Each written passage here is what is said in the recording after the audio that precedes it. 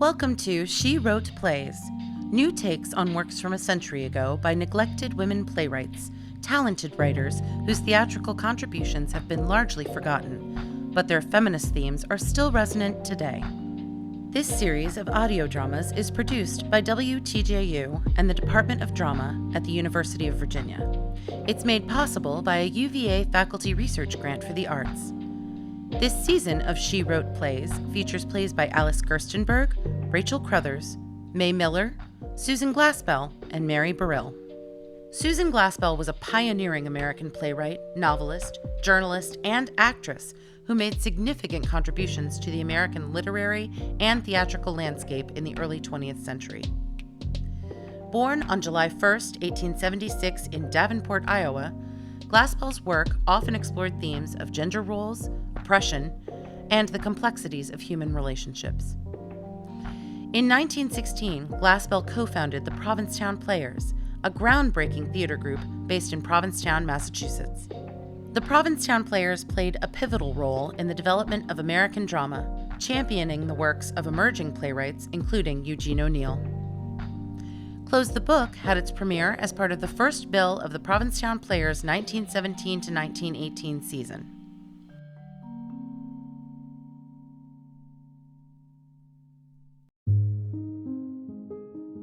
The play takes place in the library of a family named Root. This is a library of Middle Western people who are an important family in their community, a university town, and who think of themselves as people of culture.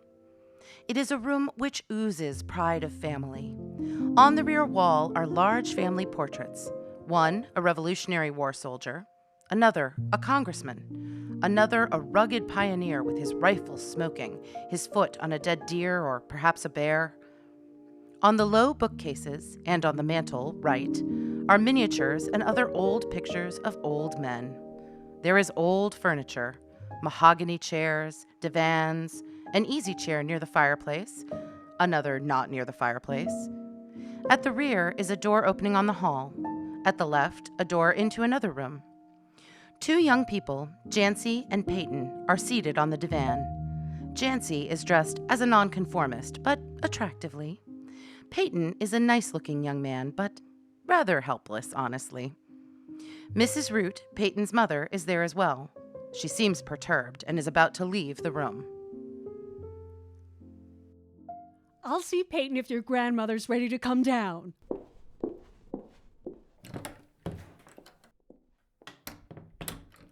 It's absurd that I'm here. I know, Jancy, but just this once. It means so much to Mother, and doesn't really hurt us. But it does hurt me. These walls stifle me. You come from people who've been walled in all their lives. It doesn't cage you. But me, a Romani, what they call gypsy, sometimes I feel them right behind me, feel them pushing me away from all this. But not pushing you away from me. You do love me, Jancy, in spite of my family? If I didn't love you, do you think I would come to this awful place and meet these awful people? I'm sorry, Peyton. It is your family, but I can't lose my honesty. I don't think you're losing it. And perhaps I'd better not lose mine. There's one thing I haven't mentioned. Mr. Peyton is coming to dinner tonight. Mr. Peyton? Which Mr. Peyton? Yes, that one. You ask me, standing for the things I do in this university, to sit down to dinner with Mr. George Peyton, the president of the Board of Regents? Mother asked him before I knew it. Your uncle? He's not my uncle. He's Mother's. And you see, it's partly on account of Grandmother just getting back from California. He's Grandmother's brother-in-law? Yes, that's it. Married to Grandmother's sister. Yes, that's who he is, I think. Mother doesn't realize what it means to sit down to dinner with him. She's done it so much. And then Mother thought it would be nice for you to meet him. Nice? He's pleasant at dinner. Oh, well, as long as he's pleasant. And Mother's a little worried about my position in the university. I'd love for you to lose your position in the university. Oh, well, as long as you'd love it. And then you and I could walk away free. Free and broke? See, Peyton? Just the fact that man is coming to dinner changes you. But you're lucky, Jancy. You have no family. It's easier to be free when nobody minds. I'm going. But you can't go when you're expected for dinner. Nobody's that free. A dinner to celebrate our engagement. It's humiliating. I should take you by the hand and we should walk together down the open road. We will, Jancy. We will. Sometime. But Mother's going to have turkey. Better a dinner of berries and nuts. Oh, we'll have berries, cranberries, and nuts, too. Walnuts. Where's my coat? Jancy, please. Someday, serene and unhampered, we'll take to the open road. A road with berries and nuts. Grandmother Peyton and Mrs. Root walk into the room. Hello, Peyton. Hello, Mother and Grandmother. Mother, this is Peyton's friend, Miss Mason, one of our important students. I never was a very important student myself. I didn't like to study, because my family were professors, I suppose. Peyton's grandmother is a descendant of Gustav Phelps, one of the famous teachers of pioneer days. I am a descendant of people who never taught anybody anything. I'm charmed. Jancy and I were just going to finish an article on free speech, which we must get to the campus paper tonight.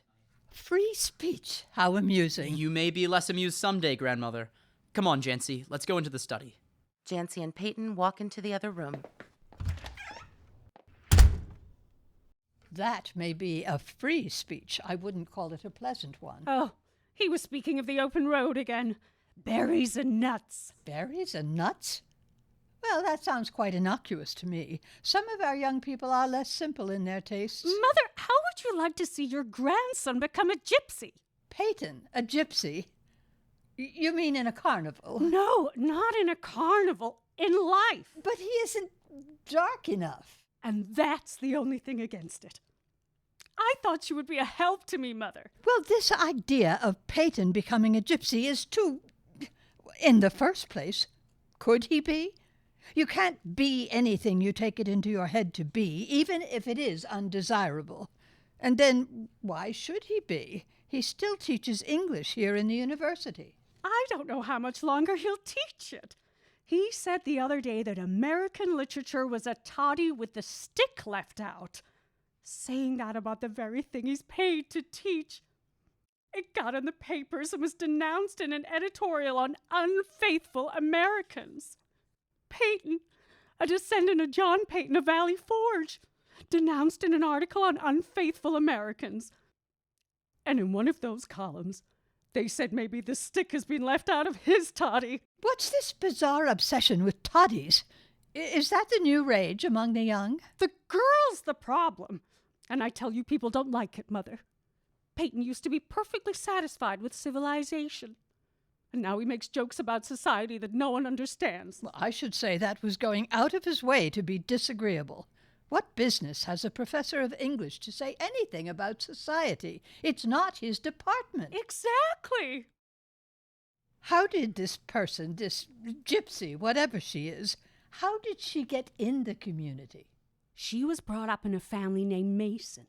She was a gypsy child who got lost or something, and those Masons took her in. I'm sure it was very good of them, and it's too bad they weren't able to make her more of a Christian. Now she's a student here, and she's starting to have a following in the university. There are people who seem to think that because you're outside society, you have some superior information about it. You're making way too much of this. In my day, a young man would be likely to fall in love with a good-looking gypsy, though not very likely to marry her. Times have changed, Mother. Now they marry them. I was brought up in university circles. I'm interested in new ideas, but sometimes I think there are too many ideas. So have you set out to civilize the young woman? I'd rather have her sit at my table than have my son leave some morning in a covered wagon. I wonder how it is about gypsies, marrying with one of our people. I mean, about the children. I wonder if it's the same as with the Negroes. Mother! It would be amazing, wouldn't it, if one of their children should turn out to be a real gypsy and take to the open road? Oh, stop! It's likely they'd do it by motor car. Mother, how can you say such dreadful things just when I have this agonizing dinner? Oh, I wish Bessie would come. Where is Bessie? She's away in the car. Bessie feels awful about her brother. She's trying to do something. She said it would be a surprise. A happy surprise. Perhaps this is Bessie. Mr. Peyton walks into the room. Oh, It's Uncle George. Early, I know. Came to have a little visit with your mother. And how are you, young woman? My nerves seem to be stronger than the nerves I see around me. And how are you, George? Oh, I'm well. But Responsibilities. the bank. I'd rather run 10 banks than a tenth of a university. You can control money. I'm sorry, Uncle George, that Peyton should be adding to your worries. What's the matter with Peyton, anyway? Wild oats. Well, I wish he'd sow them somewhere else. I'm prepared to speak freely with you, Uncle George. The matter with Peyton is this girl.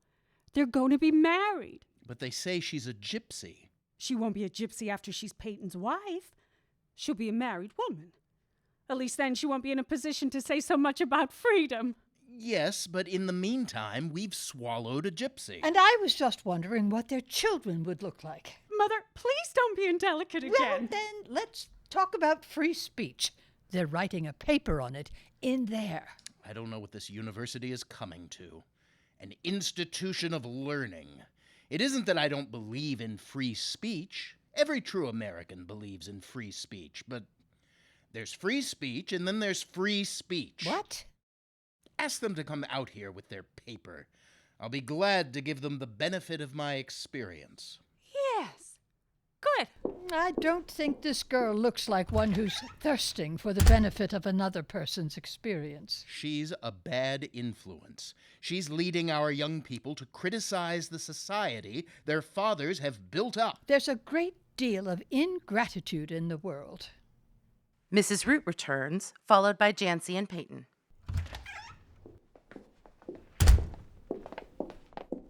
Jancy, this is Mr. Peyton, who looks after the affairs of the university for you students. Of course, you've heard about Miss Mason, Uncle George, one of our cleverest students. Yes, we were speaking of Miss Mason's cleverness just the other day in a board meeting. And just the other day, at the student assembly, we were speaking of how you look after the affairs of the university for us. I hope you both spoke affectionately. Well, Peyton, very busy, I take it. You're adding to your duties, aren't you? Not that I know of. Your grandmother said something about a paper on free speech? Well, that's an inherited tendency. You know, one of our ancestors signed a paper on free speech. It was called, I believe, the Declaration of Independence. I wish Bessie would come. Do you think much about your ancestors, Peyton? Not a great deal. Oh, Peyton has some rather interesting ancestors, Miss Mason. There's Captain John Peyton. That's his picture on the wall there. He helped win one of the battles which made this country possible. And a descendant of John Peyton, Richard Peyton, that's his picture there, gave the money which founded this university, the university in which you are now acquiring your education. Perhaps it would be quite as well if this university and this country had never existed. I don't see why Bessie doesn't come. Of course, I see it as an outsider. I'm not part of this society. Peyton is. There's Bessie. Grandmother, how wonderful to have you with us again, and dear Uncle George. Glad you're here, Bessie. Your mother has been looking for you. And Jancy, isn't it beautiful to all be together? A real family party. Yes, well. Oh, it does seem that all things work together for the best. Mother, I have had a completely successful day. Where have you been, Betty? I've been 50 miles to the north in Baxter County. Does that mean anything to you, Jancy? Not a thing? Dear uncle, I hope you will understand what I'm about to do. It might seem unrestrained, but it's just because you stand for so much in Peyton's life that I want you to hear our good news as soon as we hear it ourselves. You know that Peyton and Jancy are in love and are going to be married, don't you? Of course you do. Jancy, dear, I may speak freely, may I not? I believe in free speech. Yes, how dear of you. Jancy has endured in proud silence a great grief. And now, dear Jancy, because of the touching dignity with which you have stood outside and alone, this is a moment of special joy to me as I can say, welcome within! What are you talking about, Bessie? You must not stand outside society. You belong within the gates. You are one of us. But I'm not. Oh, yes, you are. I've looked it all up. I have the proof.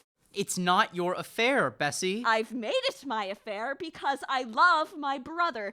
Jancy, dear, I found out about your real parents. The Masons were very nice to adopt you, but do you know who your real father was? He was Henry Harrison, a milkman in the town of Sunny Center. An honorable and respected man. Your parents were married in the Baptist church. I deny it. I deny this charge. Just wait. Dear Senator and Mrs. Byrd, please come in. Enter State Senator Byrd and Mrs. State Senator Byrd. Mrs. Byrd carrying a large book. Hello, hello. Jancy, dear, you are about to enter upon the happiest moment of your life, for State Senator Byrd, one of our esteemed lawmakers, is a cousin of your dear dead mother. Aggie's little girl. He goes to Jancy with outstretched hands, but Jancy stands like a rock. And here, Jancy, is his wife, also your cousin, Mrs. State Senator Byrd, who has come all this way to assure you that you have a respectable family. Indeed, you have. You may have some little family pride in knowing that I was last spring elected president of the Federated Clubs of Baxter County. Just last week, I entertained the officers of all the clubs at our home, our new home, erected last year after your cousin Ephraim completed his first term in the upper house of the state legislature. Your cousin Ephraim is on the Ways and Means Committee. I've heard of Senator Ephraim Byrd of the Ways and Means Committee. And to think, Jancy, that your cousin Mrs. Byrd is a prominent club woman. No, that's not true. Her cup runneth over. Isn't Bessie wonderful, Mother? How did you find it out, Bessie? From clue to clue, I worked my way to Sunny Center. I said to myself, do this for Peyton. Do this for Jancy. I heard of an old minister who had been there years and years. I went to him, and he had married Jancy's father and mother. Jancy, your mother taught in his Sunday school. Oh, yes, Aggie loved the Baptist Sunday School. Wait! My mother, the person who raised me, Mrs. Mason, never told me any of this. But she never told you that you were a gypsy either, did she? She did! I think... Didn't she? No, she wanted you to think you were their own child. And then, I suppose, you heard some stupid rumor at school. You know, there are always rumors about adopted children and gypsies. You see, Jancy's mother and father, her real ones, died of typhoid fever before she was 2 years old. They got it from the cows. Well, the Harrisons were friends of the Masons. They all worked together in the church, and so the Masons took Jancy, and soon after that the Masons moved away and we lost track of them. I don't accept this story. You can't prove it. Mrs. Byrd impressively hands her husband the book. Oh, but look at this book. Iowa Descendants of New England Families. Oh, yes. That is one of the books in which our family is written up. My dearest Jancy, from my heart I congratulate you. Pages 57 to 61 are devoted, Jancy, to our family. And my own family appears on page 113. But, what is happening here? Senator Byrd holds the book out to Jancy, who once more stands like a rock. Uncle George steps forward to look at the book. Oh, look here, Jancy. You're a descendant of Peter Byrd. He's one of those generals whose horse was shot out from under him at Bull Run. Hear that, Jancy? A descendant of Peter Byrd, whose horse was shot out under him. So this is what I was brought here for? To have my character torn down, to ruin my reputation, and threaten my integrity by trying to attach me to a horse at Bull Run, and then set me down in the Baptist Sunday School? I tell you, it's a lie. Something deep inside tells me I am not respectable. Is this what free speech is? I am Jancy, a child of the Romani. I'm a wanderer. I'm an outlaw. Did you ever stop to think how you got your outlandish name? It has always assured me of my true home, my birthright. Well, you'd better look in your geography. You were named after a town in India where your mother's church circle was helping to support a missionary. Yes, Aggie was crazy about the missionaries. Peyton, I release you from our engagement. No, don't do that. I love you for yourself alone, in spite of anything that may be true. I can't bear it! Look at this book again. Descendants of John Peyton. Here, Peyton, are some things about your ancestors. Read them. Perhaps then, instead of tearing down, you will have an impulse to build up. I commend this book to you young people for study. It will do you no harm to think a little better of those worthy men from whom you come. I shall waste no time thinking of the worthy men from whom I come. If I am related to a lawmaker, I owe it to my soul to become a lawbreaker. You see, Bessie, what you've done. When I thought there was in me no taint of civilization, I could put up with your silly conventions. But if by birth I am part of your society, then I have a spiritual obligation to leave it. Peyton, respectability threatens to wall us in and stifle us.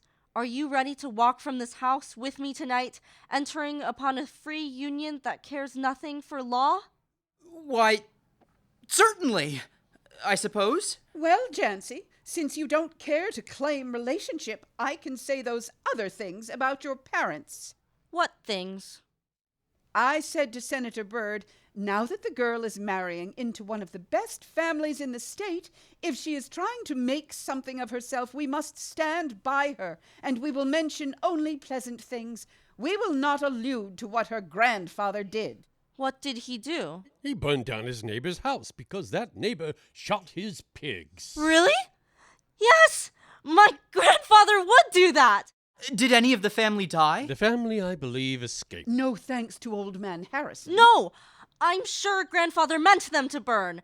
I wonder if grandfather's protest is recorded in this book. That book does not emphasize unfortunate occurrences. And how right it is. One should only think of the good in human nature. What is this fine print at the bottom of the page? That's not important. It is in fine print because it's not important. One of the descendants of Peter Byrd, the horse at Bull Run, remember?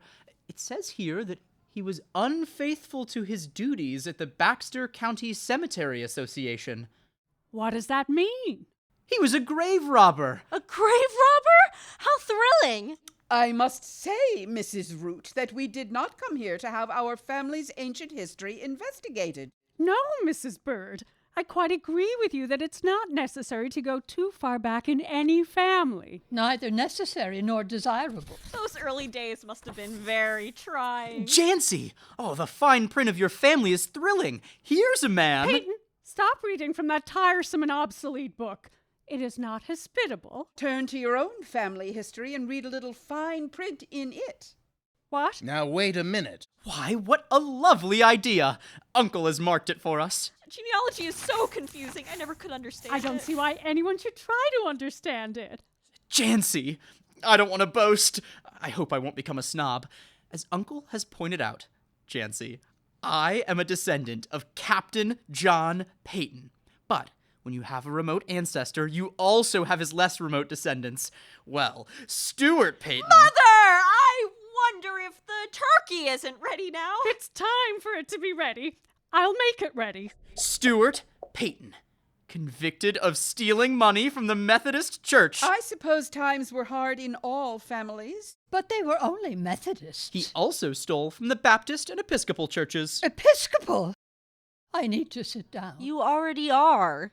And Stuart Peyton was the father of Richard Peyton. Who founded this university? The university in which you are now acquiring your education. Well, those churches were quite wealthy. A good sound basis for the family fortune. Young man, you go too far. Look, on the walls we have portraits of John and Richard Peyton.